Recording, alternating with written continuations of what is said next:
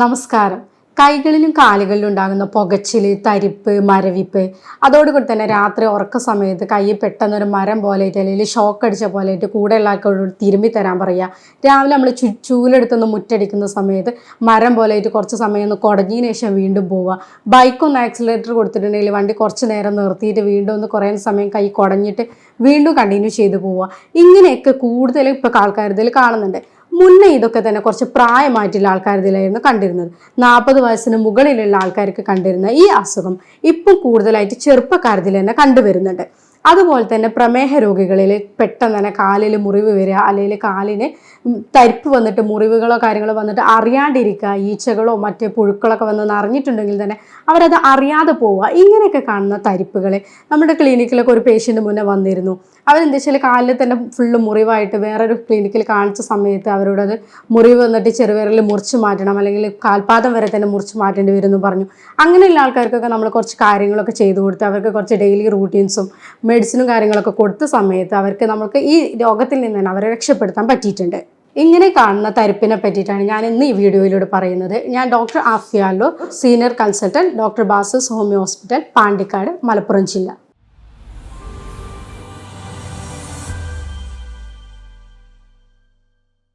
നമ്മുടെ ശരീരത്തിൽ ഒരുപാട് നെർവ്സുകളുണ്ട്. ഈ നാഡികൾക്കൊക്കെ തന്നെ ഉണ്ടാകുന്ന എന്തെങ്കിലും കേടുപാടുകളാണ് നമ്മൾ ന്യൂറോപ്പതി എന്ന് പറഞ്ഞ കണ്ടീഷനായിട്ട് പറയുന്നത്. ന്യൂറോപ്പതി പ്രധാനമായിട്ടും 2 രീതിയിലാണ് പറയുന്നത്. മോണോ ന്യൂറോപ്പതിയും അതേപോലെ പോളി ന്യൂറോപ്പതിയും. ഏതെങ്കിലും ഒരു നെർവിനെ അല്ലെങ്കിൽ ഏതെങ്കിലും ഒരു നാഡിനെ മാത്രം ബാധിക്കുന്നതിനെ നമ്മൾ മോണോ ന്യൂറോപ്പതി എന്ന് പറയും. അതേപോലെ തന്നെ ശരീരത്തിൻ്റെ ഒരുപാട് ഭാഗങ്ങളിലെ നെർവ്സിനെ അല്ലെങ്കിൽ സങ്കീർണമായി കൊണ്ടുള്ള തന്നെ ഭാഗങ്ങളെ ബാധിക്കുകയാണെങ്കിൽ നമ്മൾ അതിനെ പോളി ന്യൂറോപ്പതി എന്നും പറയും. നാഡികളെയൊക്കെ തന്നെ ആവരണം ചെയ്തുകൊണ്ട് മൈലിൻ ഷീത്ത്, അതേപോലെ അതിനെ സപ്പോർട്ട് ചെയ്തുകൊണ്ട് ഗ്ലയൽ സെൽസ്, ഇതെല്ലാം ഉണ്ട്.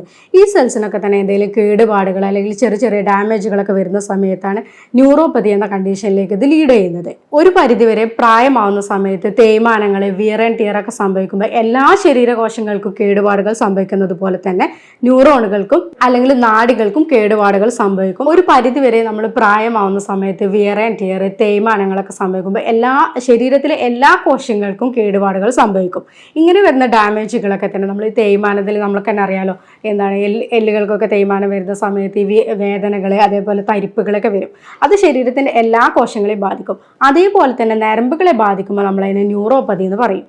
ഇന്നത്തെ ജീവിതശൈലി രോഗങ്ങളായിക്കൊണ്ടുള്ള പ്രമേഹം, കൊളസ്ട്രോള്, അമിതമായ രക്തസമ്മർദ്ദം, പിന്നെ തൈറോയിഡ് ബുദ്ധിമുട്ടുകൾ, ഇതെല്ലാം തന്നെ നമ്മുടെ ഈ ന്യൂറോപ്പതിയിലേക്ക് ഇപ്പോൾ നയിക്കുന്നുണ്ട്. രക്തത്തിൽ ഗ്ലൂക്കോസിന്റെ അളവ് കൂടുതലാവുന്നതോടുകൂടി തന്നെ ശരീരത്തിന്റെ അഗ്രഭാഗങ്ങളിലേക്കൊക്കെ എത്താൻ ഈ രക്തം ഒരുപാട് ടൈം എടുക്കുകയും അതോടുകൂടി ആ ഭാഗങ്ങളിലേക്കുള്ള ന്യൂട്രിയൻസ്, പോഷകാഹാരങ്ങളൊക്കെ കുറയുന്നതോടുകൂടി അവിടെ നെർവ്സിന് ഡാമേജ് വരും.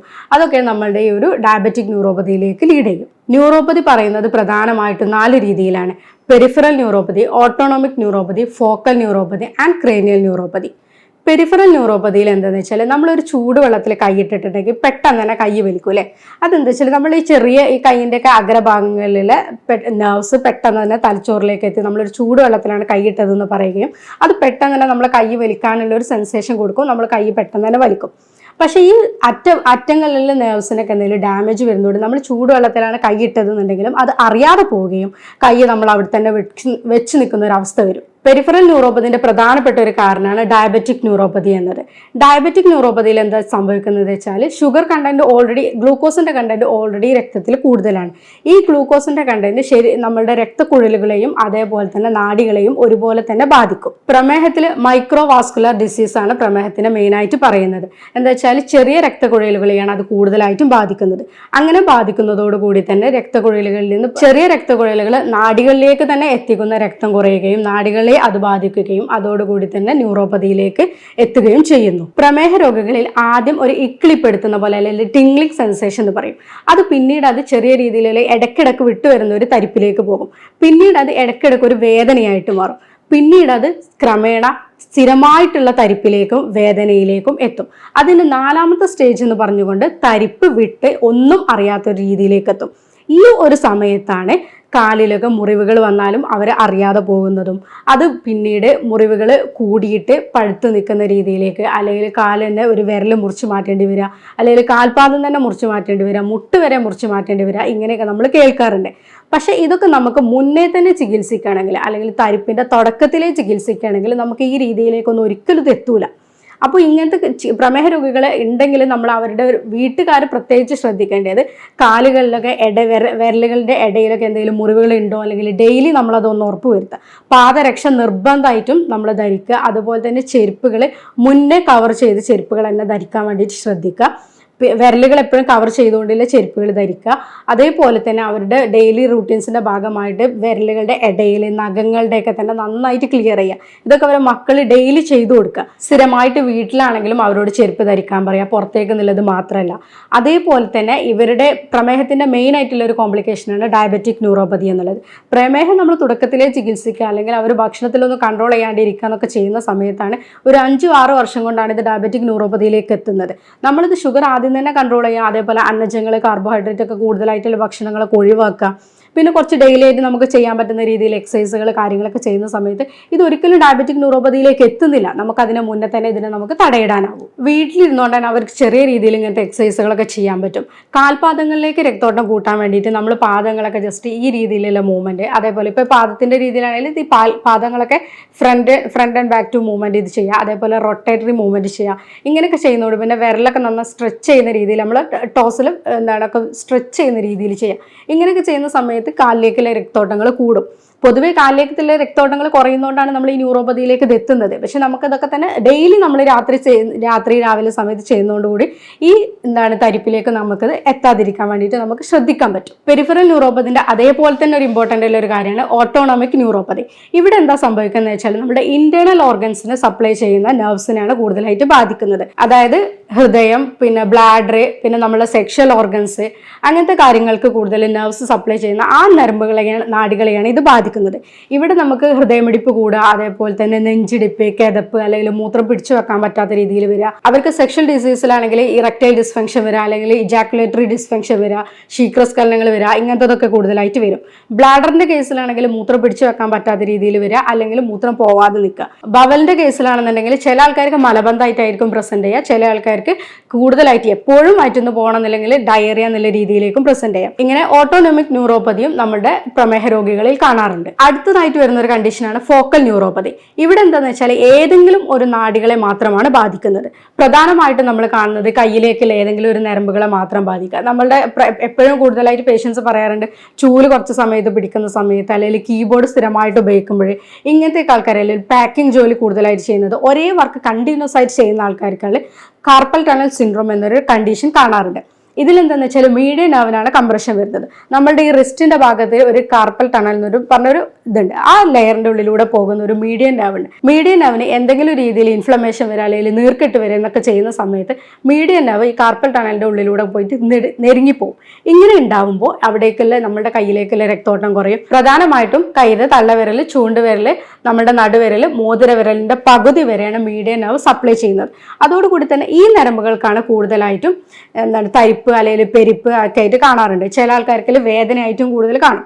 ഇതിന് നമുക്ക് ഓപ്പറേഷൻ ഇല്ലാതെ തന്നെ നമുക്ക് മെഡിസിന് ഉള്ളിലേക്ക് എടുത്തുകൊണ്ട് ചെറിയ രീതിയിലുള്ള എക്സസൈസുകൾ ചെയ്തിട്ട് നമുക്കിത് കുറക്കാൻ പറ്റും.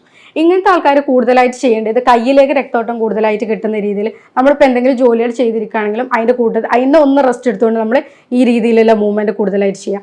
പിന്നെ നമ്മൾ കൈ ഇങ്ങനെ നിവർത്തി പിടിച്ചുകൊണ്ട് നമ്മൾ ഇതിനെ ബാക്കോട്ടേക്ക് നന്നായിട്ട് വലിക്കുക. അതേപോലെ നമ്മൾ ഇങ്ങനെ ചെയ്തിട്ട് ഇതിനെ നന്നായിട്ട് ഇങ്ങോട്ടേക്ക് ബാക്കോട്ടേക്ക് വലിക്കുക. ഇങ്ങനത്തെ രീതിയിലൊക്കെ ചെറിയ രീതിയിൽ എപ്പോഴും നമ്മൾ ഇത് ചെയ്തുകൊണ്ടേയിരിക്കുക. നമ്മളിപ്പോൾ ഒരു ജോലി ചെയ്യുന്നതിൻ്റെ എടുക്കുകയാണെങ്കിലും നമുക്ക് നന്നായിട്ട് കൈ കുടഞ്ഞിട്ട് ചെയ്യാം.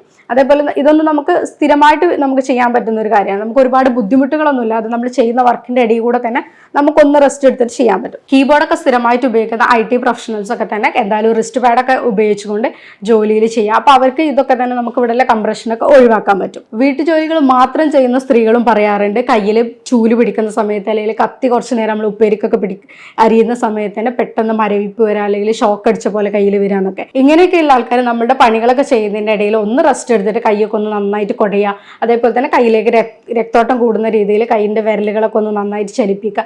ഇങ്ങനെയൊക്കെ ചെയ്തിട്ട് പണികൾ കണ്ടിന്യൂ ചെയ്യുക. അപ്പോൾ അവർക്ക് എന്താ വെച്ചാൽ ഈ തരിപ്പ് കാര്യങ്ങളൊക്കെ കുറക്കാൻ പറ്റും.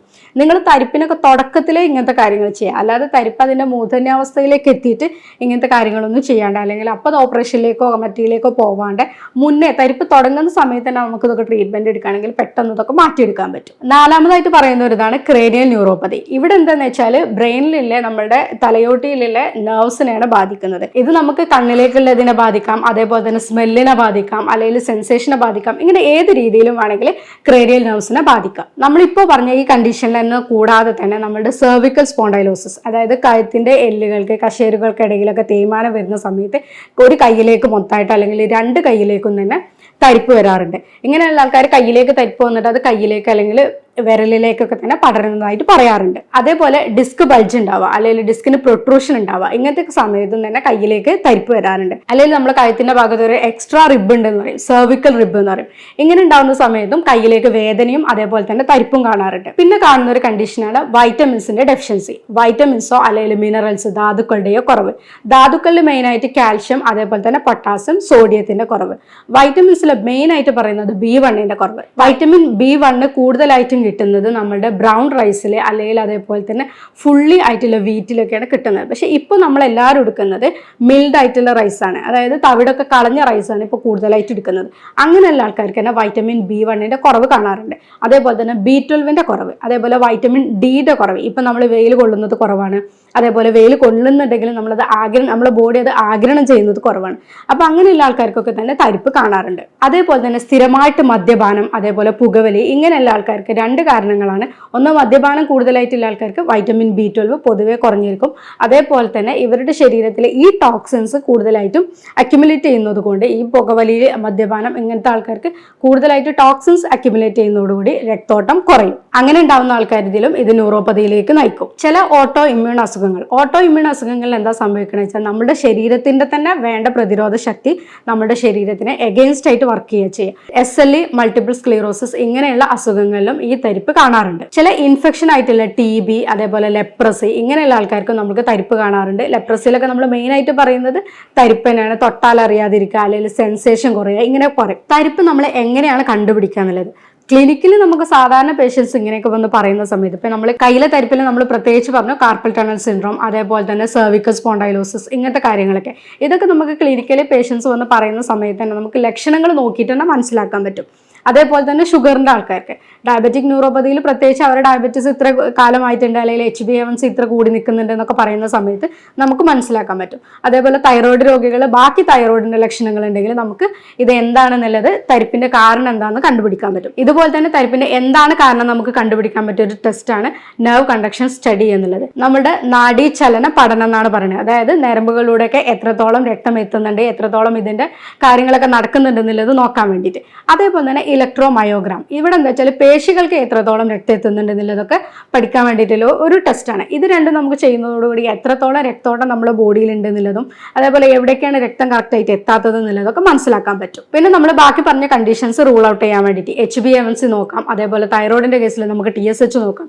പിന്നെ നമുക്ക് ലെപ്രസി വേറെ എന്തെങ്കിലും ഡിസീസുകളോ കാര്യങ്ങളോ ഉണ്ടെങ്കിൽ അതിലേക്കുള്ള ടെസ്റ്റുകൾ നമ്മൾ ഇതിൻ്റെ കൂടെ തന്നെ ചെയ്ത് നോക്കാവുന്നതാണ്. മാനേജ്മെന്റിന്റെ സൈഡിലേക്ക് നമ്മൾ പോകുന്ന സമയത്ത് കൂടുതലായിട്ട് നമ്മൾ മനസ്സിലാക്കേണ്ടത് ഇപ്പം ഞാൻ പറഞ്ഞ കണ്ടീഷൻസ്, ഇപ്പം നമ്മൾ ഇതിൻ്റെ കാരണങ്ങൾ പറഞ്ഞു. മേ ബി ഡയബറ്റിക് ഉണ്ടാകാം, അല്ലെങ്കിൽ നമ്മൾ തൈറോയിഡ് ഉണ്ടാവും, അല്ലെങ്കിൽ വേറെ എന്തെങ്കിലും ഡിസീസുകളൊക്കെ ഉണ്ടാവാമെന്ന് പറഞ്ഞു.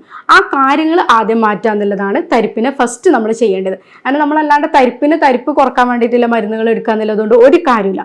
അവിടെ ഷുഗർ അത്രയും കൂടി നിൽക്കുന്നുണ്ട്, അല്ലെങ്കിൽ HbA1c എപ്പോഴും 6 മേലെ അല്ലെങ്കിൽ 10 മേലെ നിൽക്കുന്നുണ്ടെങ്കിൽ ഒരിക്കലും നമ്മളിവിടെ ബാക്കി തരിപ്പിന് മാത്രം മെഡിസിൻ എടുക്കുന്നതുകൊണ്ട് കാര്യമില്ല. അതേപോലെ തന്നെ TSH കൂടുതലാണ്, അല്ലെങ്കിൽ അതിൻ്റെ ബുദ്ധിമുട്ടുകളുണ്ട്, അങ്ങനെ ഉണ്ടെങ്കിൽ അതിനാണ് ആദ്യം നമ്മൾ ട്രീറ്റ്മെൻറ്റ് എടുക്കേണ്ടത്. അതിന് കറക്റ്റായിട്ട് നമ്മളൊരു ട്രീറ്റ്മെൻറ്റ് കൊടുക്കുന്ന സമയത്ത് നമ്മുടെ തരിപ്പ് സ്വാഭാവികമായിട്ട് കുറയും.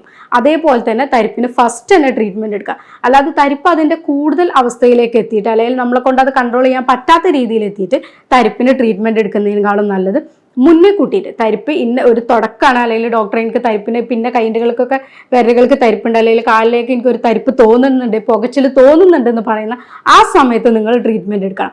അപ്പം നമുക്കത് പെട്ടെന്ന് തന്നെ റിവേഴ്സ് ചെയ്യാൻ പറ്റും. 100% നമുക്കത് റിവേഴ്സ് ചെയ്യാൻ പറ്റും. അത് ബാക്കിലേക്ക് തരിപ്പില്ലാത്ത രീതിയിലേക്ക്, അല്ലെങ്കിൽ അതിന്റെ വേദനകളും കാര്യങ്ങളൊന്നും ഇല്ലാത്ത രീതിയിലേക്ക് നമുക്ക് എത്തിക്കാൻ പറ്റും. അല്ലാതെ നമ്മൾ ഡയബറ്റിക്കിന്റെ കേസിൽ ഇപ്പോൾ നമ്മൾ മുന്നേ പറഞ്ഞ പോലെ കാല് മുറിച്ച് മാറ്റാൻ പറ്റുന്ന രീതിയിലിട്ട് എത്തിയിട്ട് നമ്മൾ ഡോക്ടറെ തരിപ്പുണ്ടെന്ന് പറയുന്നതിൽ ഒരു അർത്ഥമില്ല. അത് അതിന്റെ അവസാന സ്റ്റേജിലേക്ക് എത്തി. അപ്പോൾ അവിടെ നമുക്ക് ചെയ്യാനുള്ള ലിമിറ്റുകളുണ്ട്. പക്ഷെ നമ്മൾ മുന്നേ കൂട്ടിയിട്ട് തന്നെ ട്രീറ്റ്മെന്റ് എടുക്കുകയാണെങ്കിൽ നമുക്കിതെല്ലാം തന്നെ ഒഴിവാക്കാൻ പറ്റും. ഭക്ഷണത്തിന്റെ കാര്യത്തിൽ നമുക്ക് ആന്റി ഓക്സിഡൻസ് കൂടുതൽ അടങ്ങിയിട്ടുള്ള ഭക്ഷണങ്ങൾ നന്നായിട്ട് ഉൾപ്പെടുത്താം.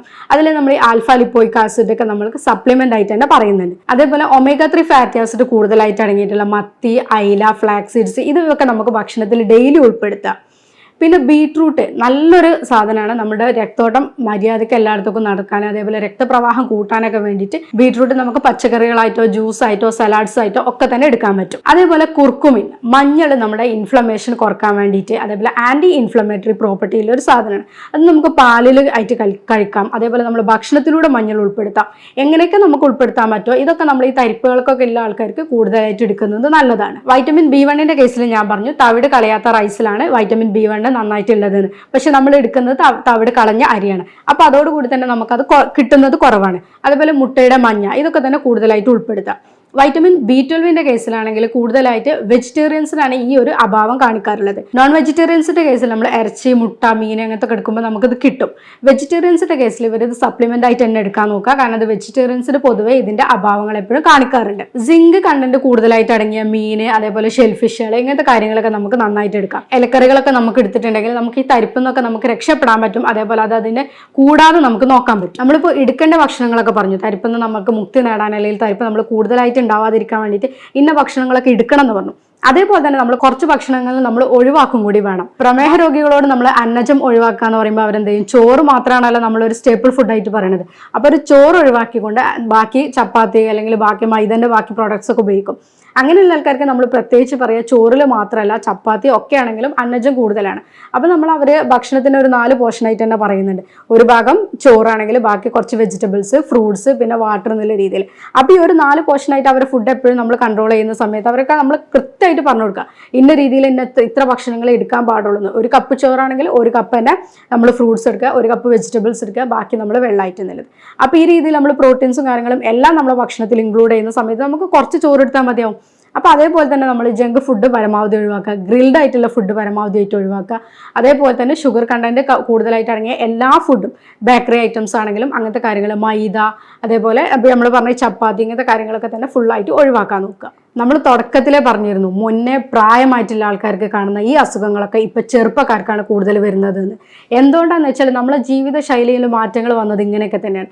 മുന്നേ ആൾക്കാർ എടുത്തിരുന്ന ഈ പച്ചക്കറികളും പഴങ്ങളും കാര്യങ്ങളും എല്ലാം എടുത്തിട്ട് അവർ ചോറെടുത്തിരുന്നു. പക്ഷെ ഇപ്പോഴത്തെ ഈ ചെറുപ്പക്കാർ കൂടുതലായിട്ട് എടുക്കുന്നത് നമ്മൾ അടങ്ങിയിരുന്ന ഒരു പണികളെ ചെയ്യുന്നുള്ളൂ.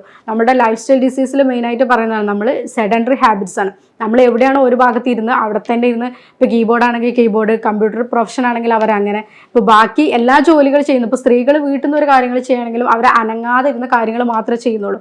പക്ഷെ പണ്ടുള്ള ആൾക്കാർ അങ്ങനെ ആയിരുന്നില്ല. അവർ കഴിക്കുന്ന ഭക്ഷണത്തിന് അവർ അതിനനുസരിച്ചിട്ടുള്ള പണികളും കൂടി എടുത്തിരുന്നു. ഇപ്പം ഈ പറയുന്ന ഞാനൊക്കെ തന്നെയാണെങ്കിലും ഇന്ന് കൂടുതലായിട്ടും ലൈഫ് സ്റ്റൈൽ ഡിസീസിന് കൂടുതലായിട്ടും അടിമപ്പെട്ടുകൊണ്ടിരിക്കുകയാണ്.